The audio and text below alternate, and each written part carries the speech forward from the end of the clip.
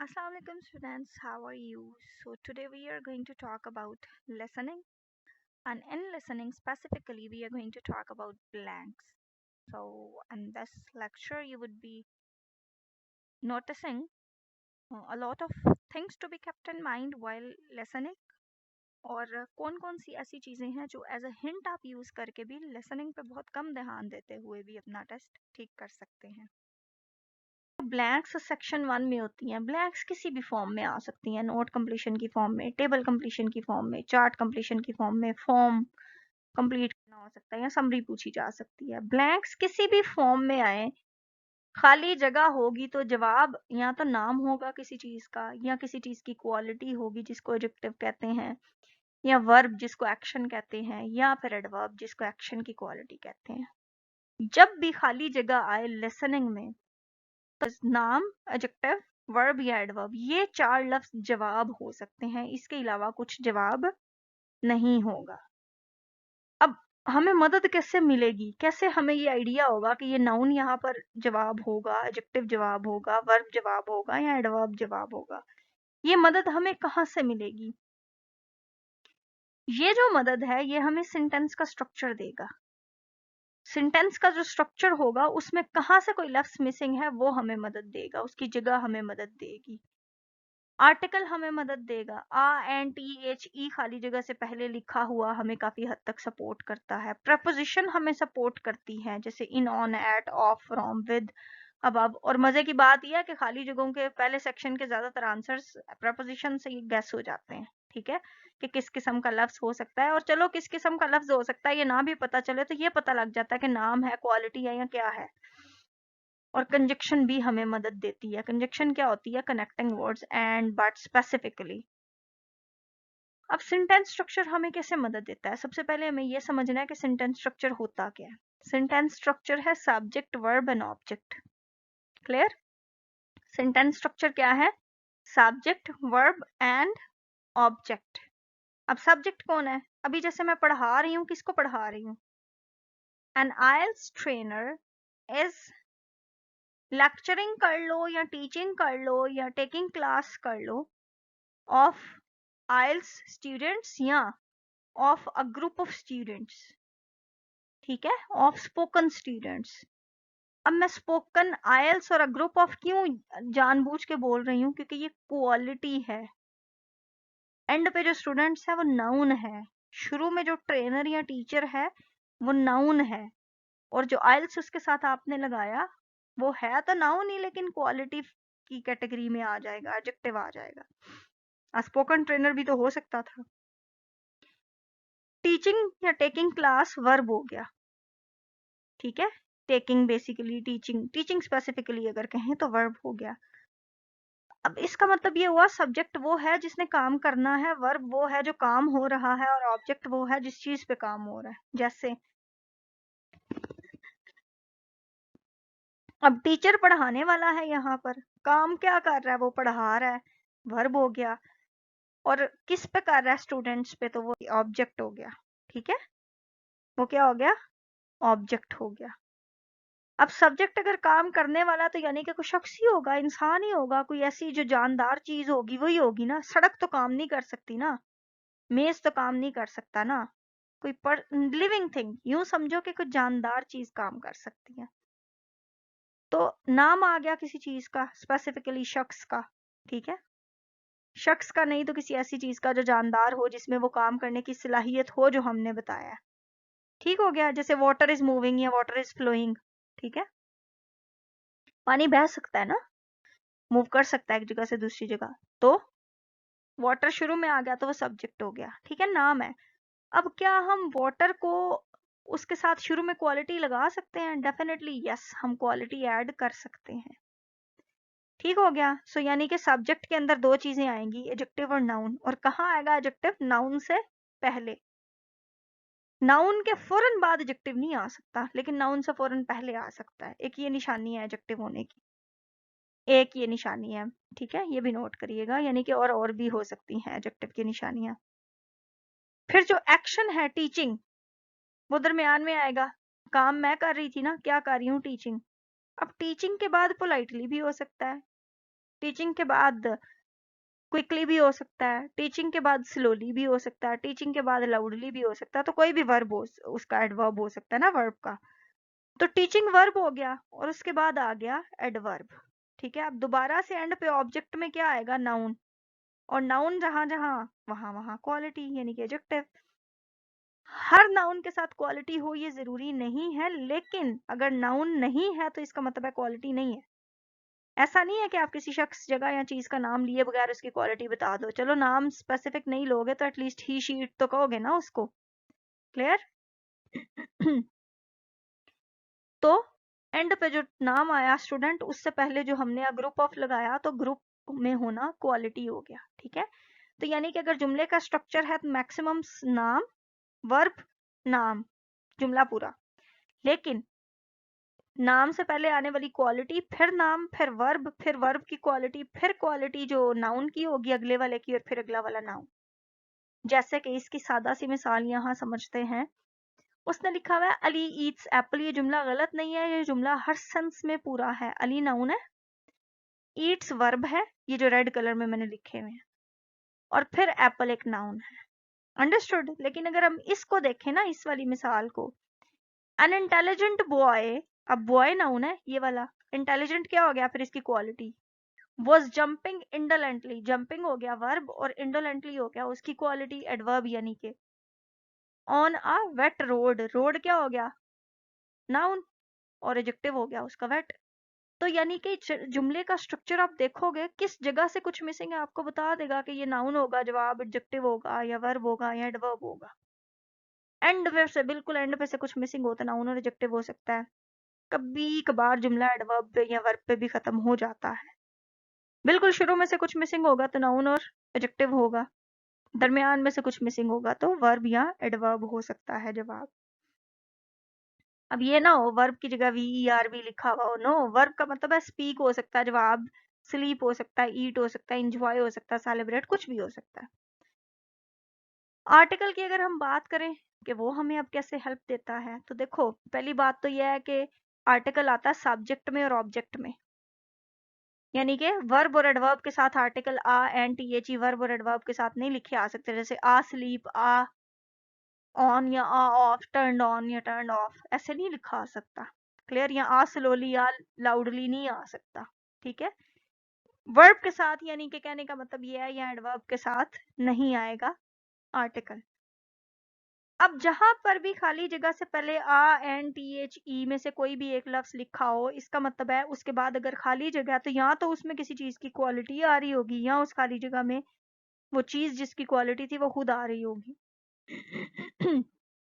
अब हमें कैसे पता लगेगा कि ये क्वालिटी आएगी, यानी कि एडजेक्टिव आएगा या नाउन आएगा? ये हमें ऐसे पता लगेगा कि अगर आ एन THE तीनों लफ्जों में से कोई एक लफ्ज लिखा हुआ है ना, और उसके बाद खाली जगह है, और खाली जगह के बाद कोई नाम पहले से लिखा हुआ, तो इसका मतलब ये है कि एडजेक्टिव खाली जगह में आएगा। लेकिन अगर आ एन THE लिखा हुआ है, आगे खाली जगह, और खाली जगह के बाद फुल स्टॉप है या वर्ब लिखा हुआ है, तो इसका मतलब है उस खाली जगह में नाउन आएगा। क्यों? क्योंकि वर्ब से पहले डेफिनेटली नाउन, और वर्ब के बाद भी definitely noun. A an THE के बाद अगर खाली जगह के बाद वर्ब है, तो सब्जेक्ट वर्ब ऑब्जेक्ट होता है ना, तो नाउन आएगा। और अगर फुल स्टॉप है तो यानी कि ऑब्जेक्ट वाला नाउन है, होगा नाउन। क्यों? क्योंकि क्वालिटी जो है वो नाउन के बगैर नहीं आ सकती। अब यहाँ पे तो नाउन नहीं था, तो पहले नाम लिखेंगे फिर क्वालिटी का सोचेंगे ना।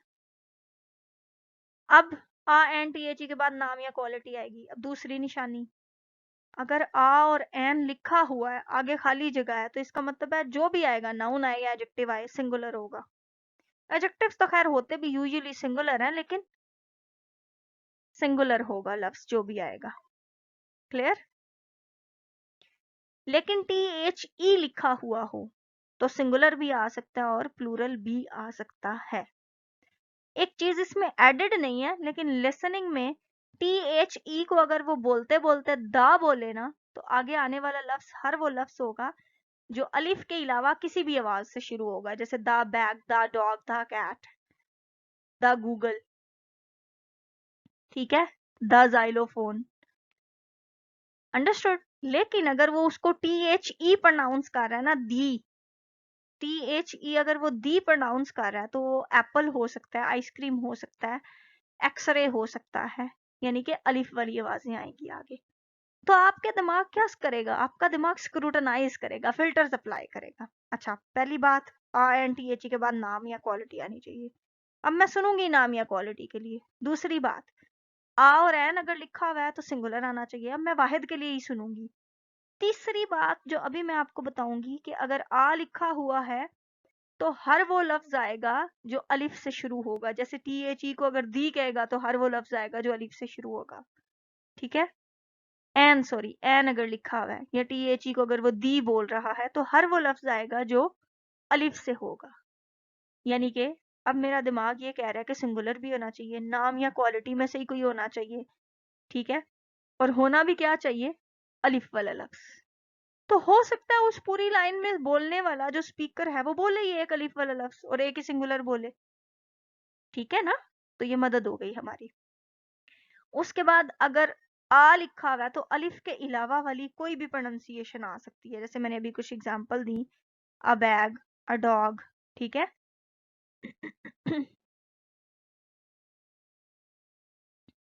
ठीक हो गया ना। अब THE को अगर उसने दा बोला था तो भी यही केस है, यानी कि आ एन THE के बाद वर्ब या नाउन आएगा। दूसरी बात, आ एन के बाद सिंगुलर आएगा, THE के बाद प्लूरल भी आ सकता है और सिंगुलर भी आ सकता है। आ या दा, आ या दा के बाद अलिफ वाला लफ्ज नहीं आ सकता, अलिफ के अलावा जिस भी आवाज से शुरू होगा वो आएगा। और एन के बाद और दी बोले जाने के बाद आएगा ही अलिफ वाला लफ्ज। क्लियर। तो ये आपके फिल्टर्स हो गए, आपको काफी सारी लिसनिंग में मदद मिल गई। और ये वाली जो आर्टिकल्स और प्रेपोजिशंस हैं ये खाली जगहों में बड़ी मदद देती हैं, लेकिन प्रेपोजिशन अभी जो आगे हम पढ़ेंगे वो ज्यादातर फर्स्ट सेक्शन में, लेकिन सेकंड आखिरी जो सेक्शन है जिसमें ब्लैंक्स होती हैं उसमें भी मदद दे सकती हैं। आर्टिकल जो होता है वो पहले और आखिरी दोनों में इक्वली मदद देता है। अब प्रेपोजिशन कहाँ आती है, प्रेपोजिशन ऑब्जेक्ट से पहले आती है ज्यादातर, most of the time object से पहले। अब ऑब्जेक्ट में नाउन होता है या नाउन से पहले उसकी क्वालिटी होगी, प्रेपोजिशन से बाद एडजेक्टिव होगा या नाउन होगा। ये भी वैसे बता दूं, सब्जेक्ट में भी कभी कभार प्रेपोजिशन होती है। जैसे अभी हमने पिछले एग्जांपल देखी तो उसमें पॉपुलेशन ऑफ द वर्ड लिखा हुआ था ना, तो पॉपुलेशन ऑफ द वर्ड ये अब पूरा सब्जेक्ट है, इसमें एक एडजेक्टिव है एक नाउन है, ठीक है। पॉपुलेशन जैसे इसमें एडजेक्टिव हो गया, क्योंकि इंक्रीज डिक्रीज वो हो रही है ना वर्ड दुनिया की, ठीक है। जैसे वर्ड्स पॉपुलेशन भी हो सकता था। खैर, लिविंग दैट अपार्ट और असाइड, ये जो प्रेपोजिशंस हैं ये आपको कैसे मदद देती हैं। In, on, at, of, from, to, इस तरह के अगर लफ्ज, विद, अबव, बिलो, इस तरह के अगर लफ्ज लिखे हुए हैं तो आगे या तो नाउन आएगा या एडजेक्टिव। अब नाउन कब आएगा और एडजेक्टिव कब आएगा, वही बात है जो आर्टिकल में बताई थी। अगर इन लफ्जों के बाद आगे खाली जगह और आगे नाम लिखा हुआ है तो खाली जगह में एडजेक्टिव आएगा, लेकिन अगर इन लफ्जों के बाद आगे खाली जगह के बाद फुल स्टॉप या वर्ब लिखा हुआ है तो इसका मतलब ये है कि उसमें नाउन आएगा। क्लियर। अब कुछ प्रेपोजिशन ऐसी हैं जो स्ट्रेट हिंट होती हैं और ये यूज भी इसी तरीके से होती हैं। जैसे कि अगर खाली जगह से पहले ऑन लिखा हुआ है और पूछा वक्त क्या है तो यहाँ दिनों में से किसी एक का नाम आएगा या तारीख आएगी। दिनों में से यानी कि मंडे टू संडे, और तारीख यानी कि फर्स्ट 131 तक, फर्स्ट और 31 तक, ठीक है। एट लिखा हुआ है तो ओवरऑल, जैसे मैं कहती हूँ ना I go to work at morning, early in the morning और चीज है, वो मॉर्निंग का सुबह सादिक वाला हिस्सा या बदेर वाला हिस्सा बाद में, ठीक है। लेट इन द मॉर्निंग या अर्ली इन द मॉर्निंग और चीज है, लेकिन ओवरऑल मॉर्निंग की तरफ अगर आपने इशारा करना हो तो आप कहेंगे I go to work at morning. आपकी क्लास जैसे 7 o'clock शुरू होती है तो आप कहोगे at 7 o'clock, at night, at noon. At जो होता है वक्त के लिए इन कुछ स्पेसिफिक चीजों में यूज होता है। और इनकी अगर हम बात करें तो मंथ में, मंथ के नाम के लिए भी और 6 महीने 7 महीने के लिए भी। ईयर में जैसे इन 1990, इन 2000, ठीक है। और साथ ही साथ सेंचुरी में भी यूज होता है, इन 21st सेंचुरी। लेकिन हर काउंटेबल टाइम में, जैसे मैं कहूँ 2 दिन, अब इसमें दिनों के नाम नहीं आ रहे, डे का लफ्ज यूज हो रहा है ना, डेज का, तो 2 days, इन 2 days। अगर घंटों की मैं बात करूं तो मैं ये नहीं बता रही कि 7 बजे है या 8 बजे है, मैं कह रही हूँ 7 घंटों में या 8 घंटों में, तो इन 2 hours, इन 8 hours, इन 7 hours। सही है, तो काउंटेबल जो गिना जा सके, जिसके साथ 1 2 3 लगे, हर उस वक्त में इन उससे पहले आएगा। तो आपका दिमाग आपको ये बता देगा कि अगर ऑन लिखा हुआ है तो अच्छा दिन या तारीख जवाब होगा, अगर एट लिखा हुआ है तो ये वाले 3 4 जवाब हो सकते हैं, इन लिखा हुआ तो ये वाले लफ्ज जवाब नहीं हो सकते हैं, तो इसके अलावा ये वाले होंगे, ठीक है, वक्त में। लेकिन यही ऑन एट इन अगर खाली जगह में आया हुआ है, लेकिन उससे पहले उसने प्लेस पूछा हुआ है कि जगह बताएं, लोकेशन, तो ऑन सरफेस के लिए आता है। जैसे अभी आप ऑन स्क्रीन, ऑन चेयर, ठीक है, अगर हाथ पे आपने एक पेंसिल रखी हुई है ना, सिर्फ हाथ के ऊपर रखी हुई है, ऑन हैंड आएगा। लेकिन अगर आप उसको बंद कर दोगे ना, पेंसिल पकड़ लोगे ऐसे होल्ड करके, इन हैंड हो जाएगा। इसी तरीके से अगर अभी मेरे लैपटॉप के अंदर हम ये देख रहे हैं, ठीक है, ये स्क्रीन के ऊपर नजर आ रहा है, तो ऑन स्क्रीन, ठीक है। लेकिन अगर इसको मैं बंद कर दूं, शट डाउन कर दूं, तो इन माई लैपटॉप कहूंगी मैं इस लेक्चर के लिए कि the lecture is in my laptop. Understood? In का भी यूज होता है जब नैरोनेस या बाउंड्री आ जाती है, चाहे वो जियोग्राफिकल हो या किसी भी सेंस की हो। और एट का भी यूज होता है जब आपने उस वक्त कोई बंदा आपसे पूछे किधर हो, एंड आप कहोगे I am at academy, I am at home, I am at restaurant, I am at बाजार। और ऑन कब होता है? सरफेस, सतह बतानी हो जब। जैसे एक क्वेश्चन लेसनिंग में आया, I don't exactly remember the name of that question, मतलब उसकी एक होती है ना, हमेशा टॉपिक होता है, जैसे प्लांट्स का टॉपिक है या किसी भी स्पीशी का, इसी तरीके से एक टॉपिक था और सवाल लिखा हुआ था जो भी था, on the dash of earth. तो मुझे पता लग गया यह लफ्ज इटसेल्फ सरफेस आएगा, क्योंकि अर्थ की सरफेस ही होती है। ऑन लिखा हुआ था ना, तो मैंने सरफेस SURFACE लिसनिंग से पहले लिख दिया, and that was correct. Yes, इस तरीके के आप कर सकते हैं। उसके बाद हम बात करें कंजक्शन कैसे कोऑर्डिनेट करती है या ज्वाइन करती है या हेल्प करती है, ठीक है। तो कंजक्शन में जो एंड है ना, अगर एंड लिखा हुआ है और खाली जगह से पहले, मतलब खाली जगह से पहले एंड है और उससे पहले लिखा हुआ है बोट्स। अब बोट्स कहते हैं कश्तियों को, तो इसका मतलब है एंड के बाद बोट्स नहीं होगा तो व्हीकल्स होगा या कार्स होगा या फिर कुछ और होगा या एयरप्लेन्स होगा, लेकिन होगा नाम, होगा ज्यादातर किसी कम्यूट का, लेकिन और भी किसी चीज का हो सकता है नाम होगा, और होगा भी प्लूरल। क्यों? क्योंकि एंड से पहले बोट्स लिखा हुआ था। इसका मतलब ये निकला कि एंड ऐसे दो लफ्जों को जोड़ता है जो अगर एंड से पहले या बाद में जो पहले से लिखा हुआ लफ्ज है, अगर वो सिंगुलर है तो खाली जगह में भी सिंगुलर आएगा, अगर वो नाउन था तो खाली जगह में भी नाउन आएगा, अगर वो वर्ब था फर्स्ट फॉर्म थी तो खाली जगह में भी वर्ब और फर्स्ट फॉर्म ही आएगी। अंडरस्टूड? तो and similar class of word को जोड़ता है और मीनिंग में भी ज्यादातर सिमिलर ही होते हैं, बट ऑपोजिट इन मीनिंग को जोड़ता है। जैसे हम कहते हैं ना, एक जुमला बोले तो I am fine but my friend is sick, तो ये जो फाइन और सिक है तो क्वालिटीज यहाँ पे, ठीक है, मैसेज दे रही है क्वालिटीज के हिसाब से हेल्थ की। लेकिन फाइन ठीक होना है और सिक बीमार होना है, अनवेल जिसको हम कहते हैं। तो बट से पहले लिखा हुआ लफ्ज जो है वो आपको ये बता देगा कि अगर बट से पहले नाम था तो आगे भी नाम आएगा, लेकिन होगा क्या, मतलब में ऑपोजिट होगा। अंडरस्टूड? तो ये आपको काफी सारी हेल्प मिल जाएगी, ठीक है।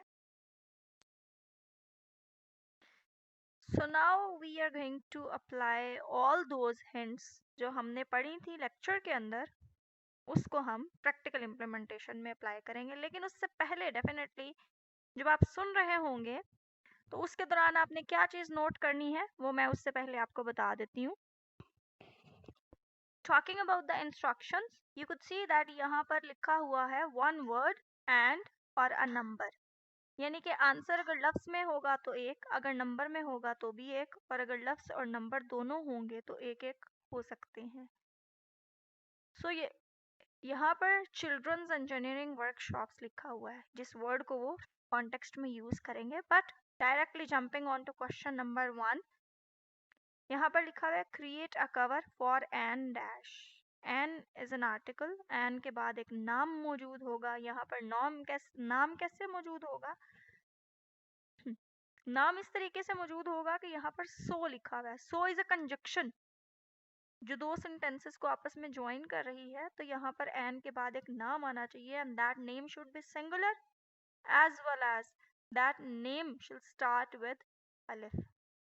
उसके बाद take part in a competition to build the tallest, tallest is an adjective, the के बाद एडजेक्टिव, एडजेक्टिव के बाद अगर आगे खाली जगह है तो it must be a noun. उसके बाद अगर हम नेक्स्ट देखें, make a dash forward by a balloon,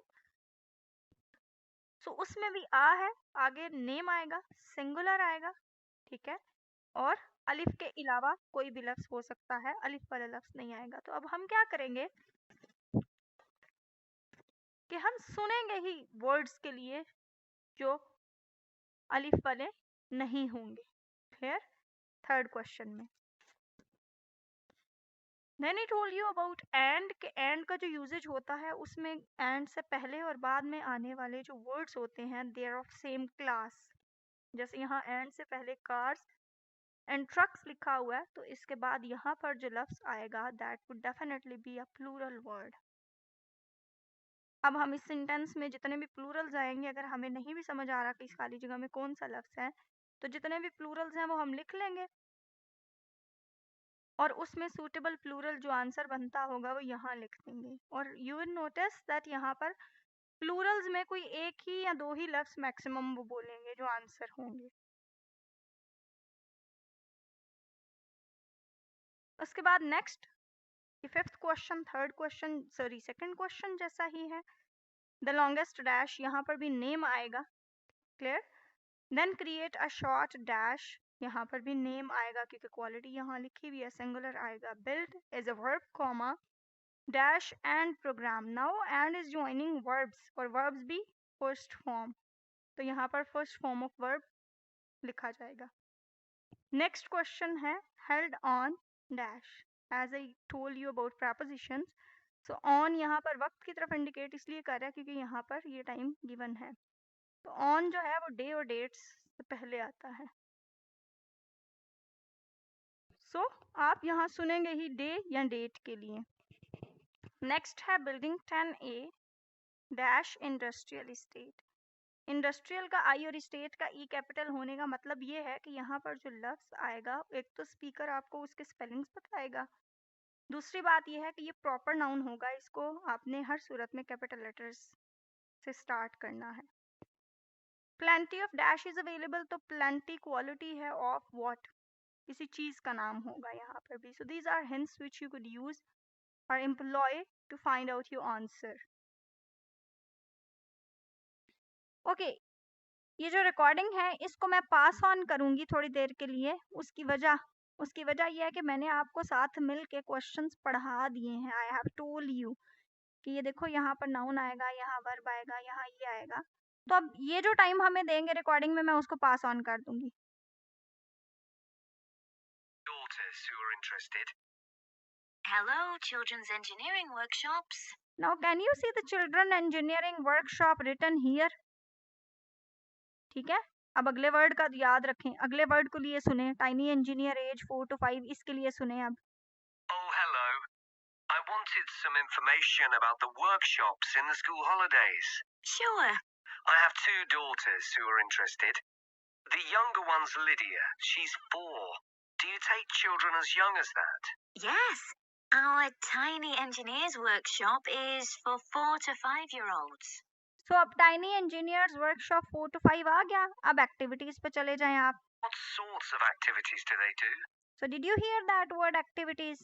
अब वो पहली एक्टिविटी को डिस्कस करेंगे, उसके बारे में जब बात पूरी हो जाएगी फिर वो दूसरी एक्टिविटी पे जाएंगे, उसके बारे में बात पूरी करके फिर तीसरी एक्टिविटी पे जाएंगे, एंड या ऑल्सो के सेंस में दूसरी और तीसरी पे जाएंगे। All sorts.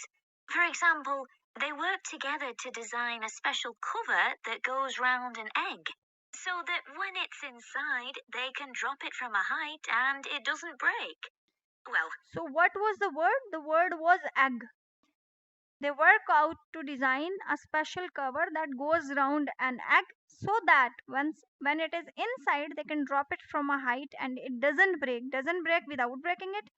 Height, अब इस पूरी लाइन में 2 ही एक्स्ट्रा वर्ड थे, एक एग और एक इनसाइड। नाम तो एग ही है इसमें, तो एग जवाब होगा। Clear? Sometimes it does break, but that's part of the fun. Right. Right, मैंने आपको बताया था ना कि पार्ट 1 के अंदर जो ब्लैंक्स होती हैं एक को डिस्कस करने के बाद, एग्रीमेंट के बाद फिर दूसरे पे चलते हैं। अब राइट के बाद इसका मतलब है दूसरे की बात शुरू हो रही है। And Lydia loves building things. ये बिल्डिंग का लफ्ज देखा है, उसने कहा Lydia loves building things. Build का लफ्ज देखा, बिल्डिंग पूरा नहीं बेशक लिखा हुआ, लेकिन बिल्ड की फॉर्म है ना। Is there any opportunity for her to do that? Well, they have a competition to see who can make the highest tower. What did she say? Competition to see who connects the highest tower. ये competition है। The highest tallest को उसने replace कर दिया, तो जवाब क्या बना? Tower. TOWER. You'd be amazed how high they can go. Right. But they're learning all the time. Right हो गया? They are learning all the time. अब आगे third activity पे. As well as having fun. For example, one thing they do is to design and build a car that's attached to a balloon, and the force of the air in that actually powers the car and makes it move along. अब उसने कहा है design and build a car. अब हम क्या करते हैं, as we are Punjabi, Urdu, Pashto speakers, listeners भी उसी के हैं, इंग्लिश तो सुनते नहीं हैं, हम बोलते हैं कार। हमारा आर जरा क्लियर होता है, ठीक है। अगर वो रेयर बोलेंगे ना तो वो बोलेंगे इट्स रेयर, ठीक है, इट्स कार। समझ आ रही है? जब आर पे लफ्ज खत्म हो रहा होता है ना तो that pronunciation is not as clear as we speak. तो उसने कहा है खार। अब उनको कहीं हद तक ये आइडिया कुछ हद तक होता है that the listener is not basically English person, तो वो थोड़ी सी क्लैरिटी लाने के लिए ना जब कभी एम्बिगुअस वर्ड बोलें तो उसको या तो एक दफ़ा ज़्यादा रिपीट करते हैं, ठीक है, या फिर कोशिश करते हैं कि बोलें ही इस अंदाज में कि समझ आए। लेकिन उन्होंने तो अपने एक्सेंट में बोलना है। अब उनका एक्सेंट में उनने प्रोनाउंसिएशन ठीक है उनकी, क्योंकि आर की आवाज़ ना ये गले के दरमियान रह जाती है। जब आपके लंग्स हवा प्रोड्यूस करके गले तक और फिर आगे से मुंह से उसने निकलना होता है ना बोलने के लिए, तो फिर वो गले के अंदर ही टूट जाती है आवाज़, आप यूं समझें, ठीक है। ग्लॉटल कह लें इसको कि ये गले के अंदर तक रहने वाली कार जब एंड पे आ रहा है तो क्लियर। तो वो इस वजह से कार नहीं होती, वो इस वजह से खार, ठीक है। एक तो सी की आवाज़ वैसे ही ख है, इट्स खार, CAR। अब देखो सिंगुलर है ना, अलिफ से शुरू नहीं ना हो रहा, और ये वाला जो एग का था ये अलिफ से शुरू हो रहा था और सिंगुलर भी था, और तीनों नाम थे, ठीक है। So this is how you can make some guess. और अगर नहीं भी समझ आती शुरू शुरू में आपको लिसनिंग की, तो that's not something to be worried about, rather with the passage of time आपके अंदर खुद ही लिसनिंग की, क्योंकि अगर आपके कानों को आदत नहीं है ना लिसनिंग करने की, तो आपको बार बार उसको सुनना पड़ेगा। बार बार का मतलब ये नहीं है रोक रोक के सुने, एक दफ़ा 10 सवाल सुन लें, फिर उन्हीं 10 सवालों को 2-4 घंटे बाद या एक दिन बाद कर लें, ठीक है, तो वो आहिस्ता आहिस्ता समझ आने लगेगी। ओके, अब ये नेक्स्ट क्वेश्चन करेंगी और उसके लिए टाइम देगी, तो मैं ज़रा टाइम फर्दर पास कर देती हूँ। They go really fast too. Okay, well, all this sounds perfect. अब वो कहेगा कि you have some time to check your questions from 4 to 10, तो मैं ये 30 सेकंड्स पास कर दिए मैंने।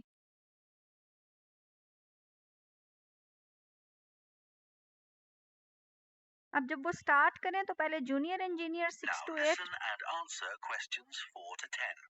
ओके, 6 to 8 के लिए सुने, फिर एक्टिविटीज के लिए सुने। Now Carly, that's my older daughter, has just had her 7th birthday. So ये 7th बर्थडे 6 और 7 के दरमियान ही आता है ना?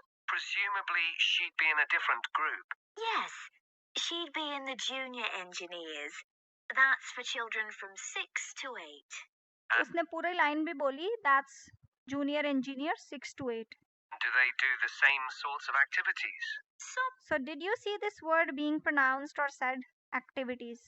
Are the same, but a bit more advanced. अब इसको समझने वाले ये बात समझे, पीछे 3 एक्टिविटीज थी, अब 4 हैं। अब लड़की ने कहा है some are same, some are bit more advance, ठीक है, कुछ सेम सेम है, कुछ एडवांस है, ठीक है। तो अब सेम सेम पहली 2 हैं, ठीक है, और तीसरी वाली है, लेकिन एडवांस जरूर है, और चौथी एक डिफरेंट एक्टिविटी है। So they work out how to build model vehicles, things like cars and trucks. उसने कहा है they build model vehicles, things like cars and trucks. अब एक जमा वाला लफ्ज आया है, वो व्हीकल्स आया है, तो कार और ट्रक क्या गाड़ियां नहीं होती? तो व्हीकल्स जवाब नहीं हो सकता। और फिर दूसरी बात ये है, ऑर्डर में ये सबसे पहले आया है, इस वजह से भी ये जवाब शायद आप कंसिडर करें कि नहीं हो सकता। ठीक है, और कार गाड़ी को कहते हैं ना, तो व्हीकल भी गाड़ी को कहते हैं, ट्रक भी गाड़ी को कहते हैं। अब सुनिएगा, अगला जो प्लूरल लफ्ज होगा वो जवाब होगा। But also how to construct animals using the same sorts of material and technique. And then they learn how they can program them and make them move. So ठीक है, टेक्निक और they can learn how to program them and make them move. तो उसमें बीच में उसने एक ही plural word बोला, they also construct animals.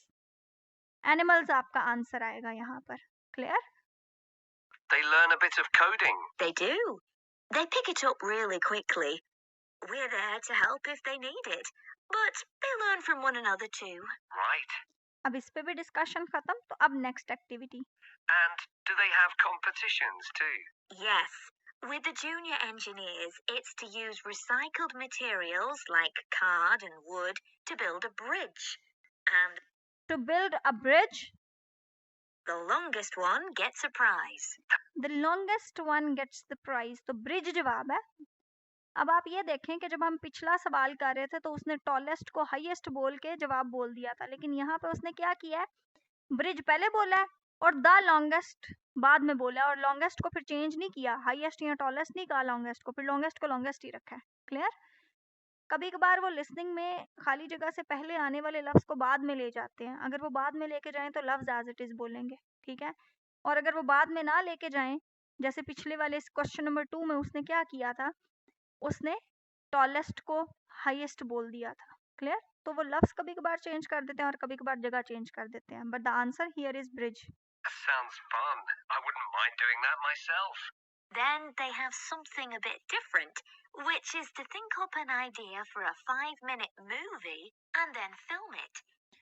Think of an idea for a 5 minute movie and then film it. बच्चा शॉर्ट का synonym ढूंढता रह जाता है, शॉर्ट 5 मिनट ही है ना, मूवी तो 2.5-3 घंटे की होती है, तो शॉर्ट कह रहा है, तो 5 मिनट मूवी। अब इसमें उसने साथ ही बोला देन फिल्म इट, तो मूवी लिखो फिल्म लिखो दोनों जवाब ठीक होंगे। Using special animation software. Using special animation इसके दरमियान आएगा सॉफ्टवेयर। अब उसने सिर्फ स्पेशल सॉफ्टवेयर लिखा हुआ, तो एनिमेशन जवाब आपका नहीं हो सकता अगर आपको लग भी रहा है तो। You'd be amazed what they come up with. And of course, that's something they can put on their phone and take home to show all their friends. Exactly. And then they also build a robot in the shape of a human.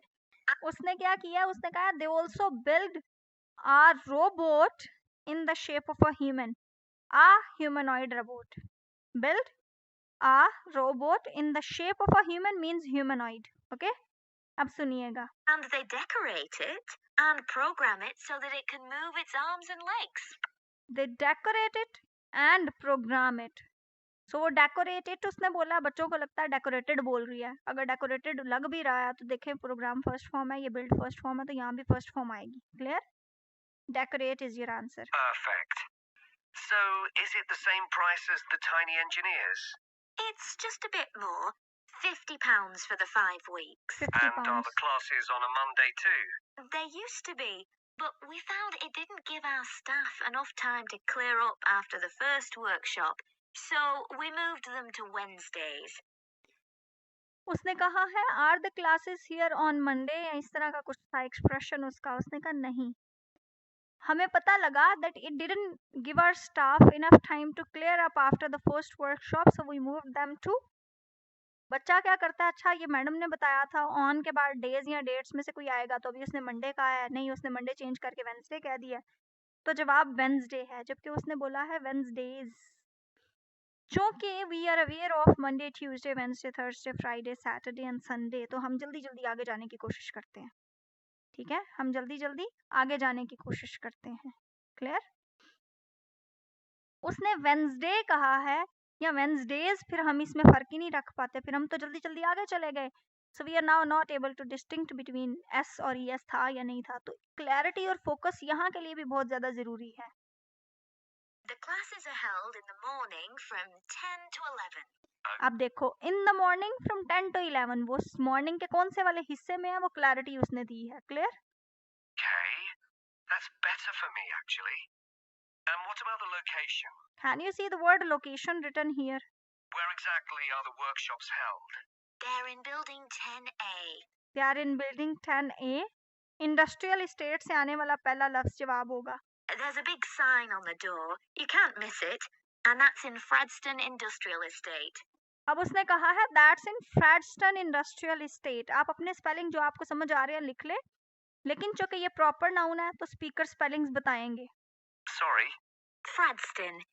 That's F-R-A-D-S-T-O-N-E.